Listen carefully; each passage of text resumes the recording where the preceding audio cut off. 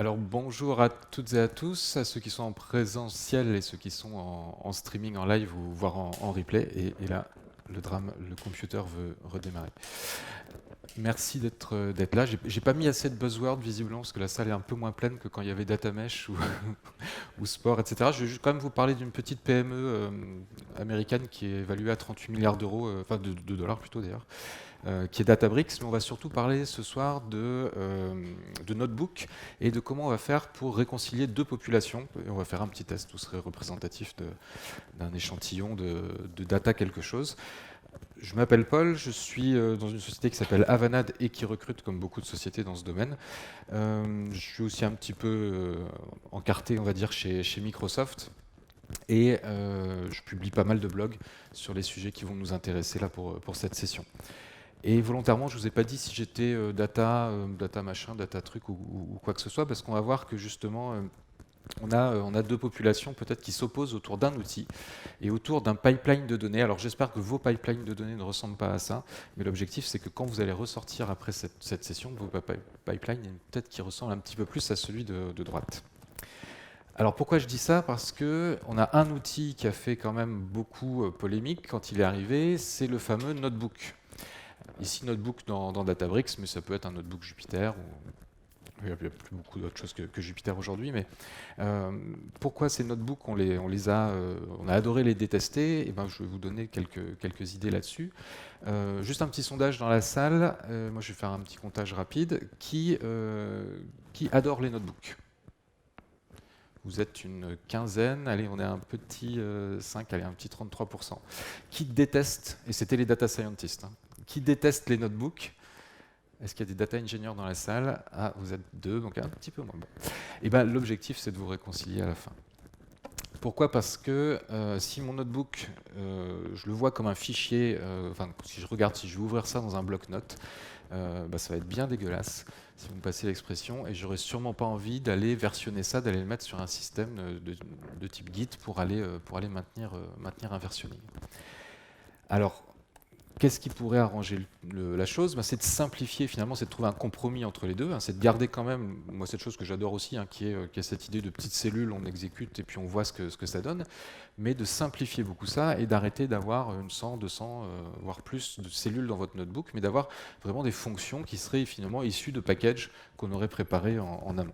Donc si on arrive finalement à concilier ces deux approches-là, hein, du code qui a été écrit, développé dans quelque chose de beaucoup plus robuste comme un IDE et qui surtout a été testé derrière et packagé. Et si on arrive à le réutiliser derrière dans une plateforme qui est assez interactive et qui reste quand même sympa à suivre après pour le quotidien, et ben on a peut-être trouvé quelque chose d'assez intéressant. Et si en plus de ça on rajoute toute une couche de CI/CD, c'est-à-dire que si finalement on n'a plus à s'embêter avec cette logique-là, si tout ça c'est transparent pour les utilisateurs, et ben dans ce cas-là, on a peut-être gagné, on a peut-être quelque chose qui va enfin réconcilier tout le monde. Alors, un peu plus dans le détail, hein, si on est data scientist, ben, effectivement, on adore sans doute la manière interactive d'explorer les données, d'aller chercher des informations, d'aller voir des visuels. Donc, on va alterner finalement du code, mais on va faire aussi un petit peu de commentaires, on va mettre du markdown, on va créer des graphiques, on va mélanger tout ça. On va importer plein de librairies, parce que c'est quand même super pratique, les librairies, on fait plein de trucs avec des librairies, mais on ne va pas forcément se soucier des dépendances entre les librairies, parce qu'en fait, on travaille dans notre coquille, et puis voilà, on charge tout ça, et puis ça marche bien comme ça. Et puis peut-être qu'on ne va pas quand même se forcer à trop respecter les standards du code. Et quand je parle de standards, bah, c'est vraiment peut-être être propre sur ces déclarations de variables, faire de la factorisation, et surtout aller réaliser des tests. Et si on est plutôt côté data engineer, donc plutôt quand même dans l'optique d'aller industrialiser peut-être par exemple des modèles de machine learning ou de la data préparation qui a été développée en amont, eh ben, on ne va pas vouloir s'embêter avec les fameux fichiers .ipython notebook, là, comme j'ai pu vous montrer juste avant, qui sont beaucoup trop verbeux. On va vouloir quand même du code bien écrit et surtout qu'on va pouvoir déployer simplement entre des environnements, hein, faire le classique dev, calif prod, pour tester, enfin passer ce code jusqu'à l'environnement de production. Et il y a peut-être même des gens qui ont peur que certaines cellules du notebook, j'avais lu ça par une fois sur un forum, que les cellules ne s'exécutent pas toutes dans le même ordre. Bon, Et peut-être qu'on souhaitera aussi découper le code d'une autre manière que celle qui a été pensée par les data scientists en amont. Donc tout ça fait qu'on va chercher cette fameuse solution pour réconcilier tout le monde. Je vais vous faire rapidement une démonstration. Le but, c'est de vous montrer quelque chose qui illustre tout ce propos-là. Et pour vous donner le contexte de ma démo, on a un petit jeu de données ultra connu qui est quelques variables quantitatives sur le diabète. On prédit à l'aide ici d'un random forest regressor la toute dernière variable que vous voyez à droite, qui est le statut donc, de la personne, malade ou pas malade. Je me suis même pas embêté, j'ai balancé un coup d'automated ML pour avoir le meilleur algorithme, mais à la fin on sait de toute façon que c'est random forest qui gagne. Et le code qui sera utilisé sera disponible au travers d'un repo public que je vous ai mis ici. Alors, je ne sais pas encore comment seront partagés les diapos, mais vous pourrez cliquer sur ce lien pour accéder au code qui a été utilisé ici. Un petit peu avant de passer à la démo, un petit peu de survol, on va dire, d'une architecture qui pourrait servir à supporter ce scénario. C'est du classique hein, quand on traite d'une architecture data, en particulier aujourd'hui avec des outils de service managés. Et je vous avais prévenu que j'avais avoir une grosse étiquette Microsoft, donc on va rapidement retrouver des produits Azure. On a bien sûr un data lake pour stocker tout ça. On a Databricks pour la partie calcul assistée par MLflow pour la partie versionning de modèles de machine learning. Et puis on va exposer ça par exemple au travers de services côté Azure comme Azure Machine Learning Service qui utilisera des ressources Kubernetes. Mais le plus important finalement dans tout ce que je vais vous montrer là, c'est celui qui traîne en bas à droite là-bas, qui est Azure DevOps, et qui va nous servir finalement à mettre de l'huile dans tous ces rouages. Si vous êtes peut-être plus data que DevOps, vous connaissez peut-être pas forcément les différentes briques qu'on va trouver dans Azure DevOps. Alors si vous connaissez GitHub, là vous allez vite vous retrouver parce que les produits sont en train de se ressembler fortement, surtout depuis le rachat de GitHub par Microsoft. Je passe un peu de côté la partie boards qui sert beaucoup plus à l'organisation au découpage par exemple en tâches ou au suivi finalement d'un projet. L'Azure Repo, le classique pour le versionning. L'Azure Pipelines où on va justement réaliser ici de l'intégration du déploiement continu. On a une partie test que je ne vais pour le coup pas illustrer ce soir et une partie artifacts sur laquelle je vais m'appuyer qui est tout simplement la capacité ici d'avoir un stockage d'un package Python pour le coup, qui va être accessible ensuite à la manière classique d'un package Python, c'est-à-dire qu'on fera pip install, mais sauf que ça sera notre propre package à nous sur lequel on aura entièrement la main. Ma démonstration elle va se baser en 3 temps finalement, parce que si on reprend vraiment le démarrage du projet de zéro, il faut bien un moment quand même un développeur devant un IDE de préférence, si vous avez suivi mon introduction, plutôt que dans un notebook, en capacité de versionner le code, et donc ça sera Azure Repo. Ensuite on va vouloir packager, tester bien sûr, et packager ce code, et là on va utiliser à la fois, finalement j'aurais pu mettre les deux logos, à la fois Azure Pipelines et Azure Artifact pour vraiment le stockage du package. Et puis bien sûr, il y aura une histoire de déploiement entre environnements pour terminer tout ça. Mais la grosse partie de la démonstration sera plutôt sur le point 2. Alors, je passe ici dans mes outils. Alors, j'espère que c'est à peu près lisible pour tout le monde, mais le but, je vais pointer vis-à-vis, vous allez voir, c'est pas grave si vous ne voyez pas le code vraiment en détail, mais c'est plus pour vous donner, en accéléré, en 10 minutes à peine ici, pour vous donner le scénario de travail qu'on pourrait imaginer ici. Donc là, je prends la casquette de développeur, je commence à écrire du code, et rapidement, en fait, je me rends compte que j'ai envie d'utiliser des instructions Spark, donc j'ai envie d'aller interagir avec des ressources, par exemple ici, qui sont des tables sur le Metastore Hive de Databricks. Si je suis moi avec mon pauvre petit laptop, là je ne vais pas m'installer un Spark local, je vais quand même vouloir plutôt aller taquiner celui qui est sur Databricks. Donc, pour vous montrer ici juste l'organisation globale qui correspond la photo d'architecture. Dans un ressource groupe Azure, j'ai un Databricks, j'ai voilà, un pseudo Data Lake par ici, et ce Databricks, il est muni de, c'est ça qui est peut-être plus important dans l'histoire, il est muni de clusters, donc qui vont pouvoir après attaquer, quand ils sont démarrés, hein, ils vont pouvoir attaquer ici des tables. Alors, une fois que j'ai ça, et si je requitte le cloud pour redescendre sur Terre sur mon IDE, je vais vouloir donc connecter les deux. Et là, on va le faire simplement avec un package, un outil qui s'appelle Databricks Connect. Donc c'est un pip install ici à nouveau, hein, on va l'installer. Il va venir ici, donc voilà, tac, je fais un petit pip freeze ici pour vous montrer qu'il est bien ici dans mon environnement virtuel. Un Databricks Connect, petite subtilité, 8.1.13. C'est, si on regarde, si on fait un petit contrôle ici, si vous connaissez la notion de runtime Databricks, on va retrouver la notion de 8.1. Donc il va falloir être en cohérence avec, entre les deux outils sur les numéros de version.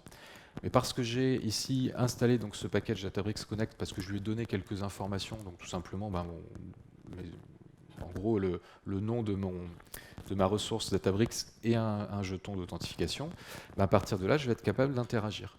Et donc, ce code Python ici, je vais juste commencer par lui mettre 3 lignes qui vont en fait ici, en gros, créer le contexte Spark dont j'ai besoin. Et après, je vais pouvoir lancer mon code, mais vous voyez que on va aller le voir après hein, dans les logs, mais il va bien aller s'exécuter sur mon cluster. Pour autant, il est quand même capable d'interagir avec un chemin local ici, puisque je vais tout simplement lui demander d'aller sauvegarder quelques données dans un fichier Parquet. Mais j'ai cette capacité à faire les deux. Alors, je ne vais pas le lancer ici parce que c'est un tout petit peu long et j'ai peur de perdre les 2-3 minutes nécessaires pour aller au bout de la démo. Mais hop, juste pour vous montrer que je l'ai lancé quand même juste avant la session. Vous voyez qu'ici, hein, j'ai un lancement de code donc avec Databricks Connect, mon fichier Python en local, et il est bien logué dans la Spark UI de Databricks, donc il est allé s'exécuter dans le cloud. Et ici, donc, il a, en toute fin de chaîne, il a écrit un fichier localement. Donc, ce qui est important ici dans l'approche, hein, c'est que j'ai vraiment tout le bénéfice d'un IDE et de travailler en local, mais j'ai aussi le bénéfice d'aller exécuter ça sur du Spark. Si je rentre un tout petit peu plus dans les détails, d'ailleurs, tout ce qui sera plan d'exécution, hein, après les petites subtilités qui font que le code s'exécute après, par exemple de manière distribuée, tout ça est précalculé en amont avec le Databricks Connect. Voilà. Donc je suis assez finalement gagnant sur tous les points ici pour réaliser mon développement. Une fois que j'ai commencé à bien prendre en main ce code, hein, grâce à mon développement dans mon IDE, je vais pouvoir passer finalement à la partie, aller versionner tout ça, aller mettre ça sur du Git et commencer à packager les choses. Donc finalement, dans mon approche d'essayer de condenser mon code, tout simplement, je vais définir des fonctions. Là, j'ai une fonction d'entraînement ici. Et dans cette fonction d'entraînement, voilà, il y a une petite coquille, puisque je me suis trompé dans l'année. Je suis ici sur un petit hello que j'ai voulu juste mettre pour simplifier la démo, qui était en 2020. Je le passe en 2021. Alors, dès que je vais faire ma sauvegarde ici, mon Visual Studio Code va me dire qu'il va falloir aller versionner toutes ces nouveautés-là. Et je vais en profiter parce que je suis en train ici de faire une petite maintenance corrective. Je vais profiter pour monter d'un cran mon numéro de version de package. Hop, voilà. Le package, je vous le redonnerai après, on fait un petit résumé tout à l'heure, c'est Setup Tools, l'outil ici qui est utilisé pour packager. Vous connaissez peut-être Poetry aussi, qui est peut-être un petit peu plus utilisé et plus efficace aujourd'hui. Donc ici, voilà, j'ai fait une toute petite modif dans mon code. J'ai fait ici un incrément de mon numéro de version. Et là, le but du jeu, c'est maintenant d'aller pousser tout ça donc, sur mon repo. Hop, on va arriver par ici. Donc là, je suis dans Azure DevOps. Dans Azure DevOps, côté repo, j'ai toute l'organisation nécessaire pour avoir mon package. Et ce que je voudrais, c'est que à la fin, j'aille utiliser ça, que ce package me serve ici dans un notebook Databricks. Alors, je ne vous ai pas montré, hop, peut-être celui-ci ici, voilà la 0.3.4, qui est donc ma future ancienne version, qui est disponible ici dans Azure Artifacts, donc on va dire facile à installer avec une commande pip install. Donc ce pip install, voilà, vous allez le retrouver ici, il est en tête de mon notebook. Il va aller me permettre d'aller chercher mon package 0.3.4 avec, en précisant ici l'URL de mon Azure Artifacts. À partir du moment où ce package sera chargé, je pourrai aller appeler les fonctions qui sont dedans et je pourrai les utiliser directement. Et si on va voir le résultat de l'exécution précédente, voilà, que j'ai lancé tout à l'heure, vous voyez bien qu'il m'a fait un petit Hello Salon de la Data 2020.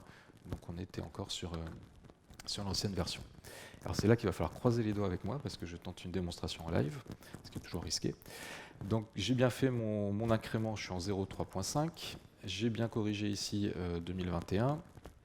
Je vais mettre un petit message donc, hop, ici pour mon git, mon commit.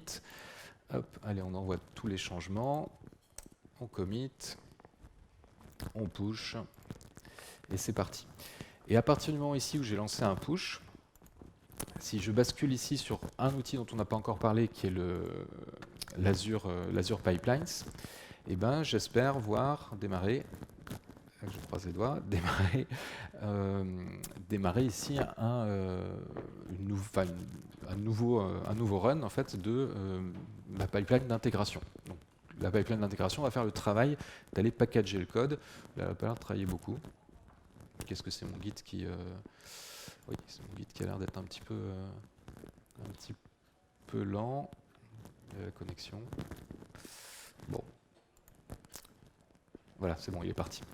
Donc, il est en train de... Mon pipeline s'est déclenché. Donc, qu'est-ce que c'est le pipeline, hein? C'est des instructions YAML ici, enfin dans un fichier YAML, qui vont aller lancer des commandes de packaging. Je pourrais vous montrer un petit peu plus le détail après dans les diapos si on a le temps. Donc ces commandes de packaging, elles sont en train de faire mon fichier donc qui est au format WIL, qui est mon package Python que je réutilise après avec mon pip install.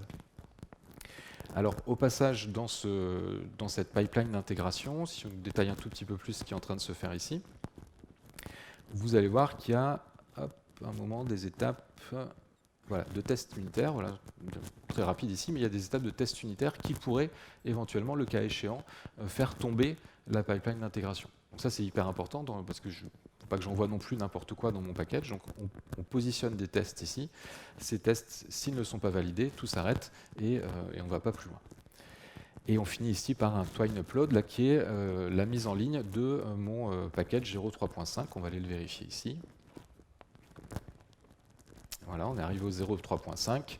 Et donc maintenant, ce 0.3.5, je peux aller le chercher de manière explicite ici dans mon package, enfin dans mon notebook. Voilà. Et je peux relancer mon code ici. Et si on a un Hello Salon de la Data 2021, ça sera gagné. Donc voilà le déroulé en accéléré qui me permet, donc, si je résume tout, d'avoir donc un développeur qui est devant son IDE, qui travaille en local, qui a quand même la capacité d'avoir un contexte Spark si on est dans ce domaine d'application. Et là, ça sent pas très bon par contre. Start a new one. Ouais, je sais pas ce qu'il m'a fait, mais ça lui a pas beaucoup plu. Bon, c'est dommage, parce que l'erreur n'a pas l'air en plus super simple. On va tenter c'est un petit peu moche, mais on va tenter un restart du cluster. On verra bien. Hop. Allez. Voilà. Donc vous avez au moins vu, bon, je suis allé jusque là, vous avez au moins vu arriver ici donc mon package en 0.3.5 sur l'Azure Artifacts. Alors si je résume ça donc avec quelques diapos rapidement.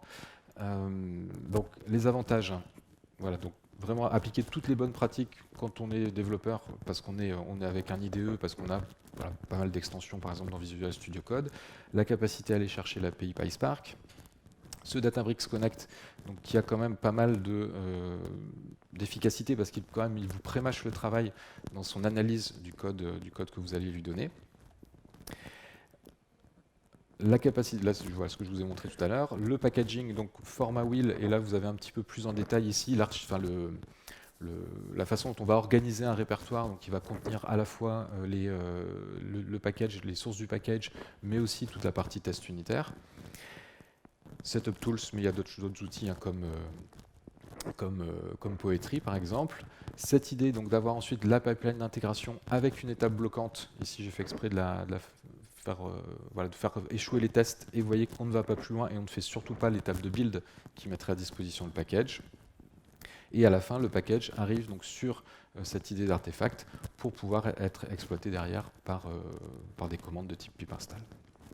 Sur le déploiement entre environnements, alors là pour le coup, voilà, je m'arrêterai sur cette partie-là et je ne pousserai pas la démo ici, mais pour cette partie de déploiement entre environnements, on va utiliser une petite variante finalement dans l'Azure Pipeline. On utilisera plutôt les pipelines de release, donc qui pourront par exemple nous faire la copie des notebooks ici de Databricks, donc qui sont testés en dev et qui sont versionnés dans l'Azure Repo. On pourra les tester, les déployer directement sur un Databricks de prod, donc sans qu'il y ait de copie manuelle à nouveau de quoi que ce soit. Je vais passer directement, pour conclure et vous laisser peut-être le temps d'une ou deux questions, à ce qu'on va même ouvrir finalement du coup ce qu'on pourrait faire à partir de tout ça. Qu'est-ce qu'on pourrait imaginer en plus? Paramétrer énormément de choses, hein, avoir forcément la capacité à passer d'environnement en environnement avec l'utilisation de variables. On peut faire énormément de choses aussi autour des modèles. Hein. Là, j'ai fait un modèle de machine learning, mais je ne vous ai pas du tout montré ce qu'on pourrait faire en termes de versionning de modèles de machine learning, mais tout ça peut se penser de la même manière, en particulier avec MLflow. Et puis après, ce serait d'aller chercher, toujours dans l'idée de déployer le meilleur modèle, par exemple, de machine learning, ça serait d'aller chercher des idées pour se dire que si un modèle a de meilleures métriques, il va passer justement la phase de déploiement. S'il a de moins bonnes métriques, il va s'arrêter. Et je vous laisse la parole pour une ou deux questions en essayant en même temps de débugger ma démo.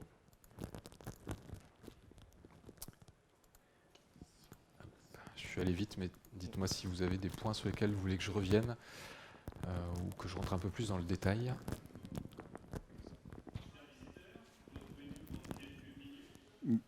Du coup, pour le dernier notebook, comment tu fais pour industrialiser? Alors, aller plus loin que réindustrialiser ce notebook-là, c'est parce ça? que du coup, tu as tout packagé dans une librairie. Ouais. Et après, pour ce notebook-là, qu'est-ce que tu en fais? Alors, ce notebook-là, ça reste mon livrable en prod, en fait. Okay. Je prends le parti de dire que ce que je veux quand même à la fin, ça reste quand même un notebook. On pourrait aller beaucoup plus loin en disant que finalement, on a par exemple une ressource Data Factory qui viendrait orchestrer tout ça et qui exécuterait pour le coup carrément je sais pas, un point jar par exemple, l'équivalent du wheel pour du Java. Moi, je prends le parti de garder quand même le notebook pour de la lisibilité après en termes de savoir ce qui s'est passé en fait en prod. Donc d'avoir je vais chercher mon log un peu à cet endroit-là. Mais on pourrait imaginer plus violent en termes de packaging.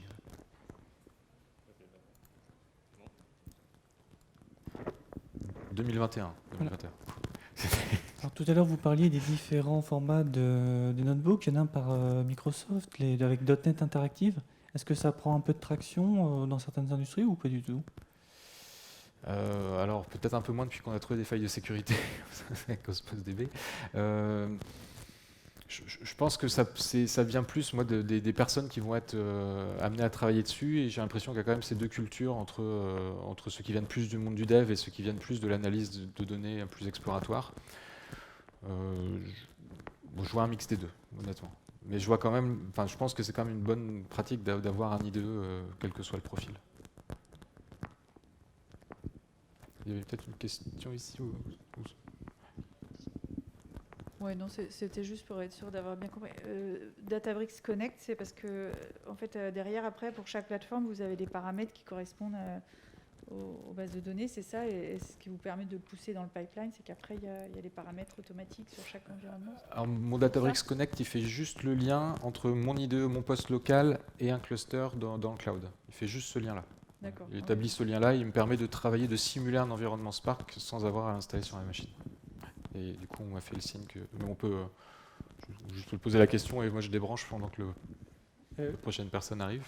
Là, dans le setup, c'est la même personne qui va être sur l'IDE et qui va coder ses fonctions, qui va le packager et qui va utiliser le notebook. Alors, je pense que ça vaut le coup d'être plusieurs, mais finalement, à 2 par exemple. Pourquoi plusieurs? Parce que c'est bien de faire à un moment de la revue de code, d'aller regarder les tests de plus près. Donc voilà, minimum 2 je pense, mais finalement on s'en sort. Justement, avec cette méthode. par rapport à ça, là, par exemple, si je veux modifier une fonction parce que j'ai remarqué qu'il y avait quelque chose qui était mal fait ou que je veux rajouter une nouvelle fonctionnalité, je suis obligé de réinstaller le package à chaque fois qu'il y a une nouvelle feature dans la bibliothèque.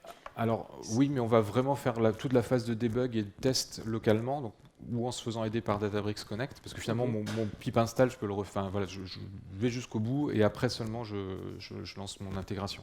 Sachant que l'intégration, elle se lançait, vous avez vu, quand je faisais mon git commit push, là elle se lançait en automatique, mais avec la phase de test bloquante. D'accord. Voilà. Mais on fait tout ce qu'on peut pour faire propre avant de faire l'intégration.